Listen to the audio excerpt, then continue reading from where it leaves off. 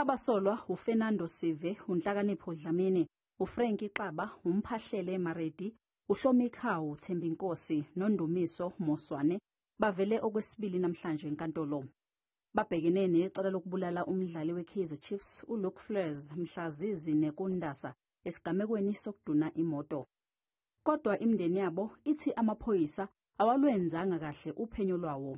Into engikhathaza kakhulu ukuthi kungane amaphoyisa bangayenzanga uphenyo labo from there bakhona ukuthatha abantwana labo abafaka kuma social media njengoba lonke ilizwe leSouth Africa wonke umuntu sekabheka labantwana kanti isiqiniseko singakaveli ukuthi ngempela yibo.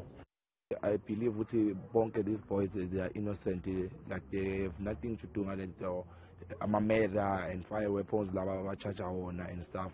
The only thing that the punishment they abangayithola according to lento ukuthi babe forward to imoto estolene engabangayazi case yakhona ukuthi ikenzakalana abangazi ukuthi kune case.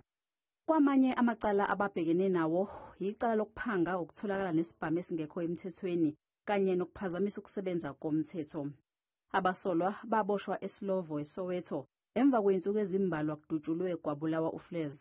Amanye amalungu omphakathi abekhona enkantolo ayakuphika ukuthi banesandla kulokhu.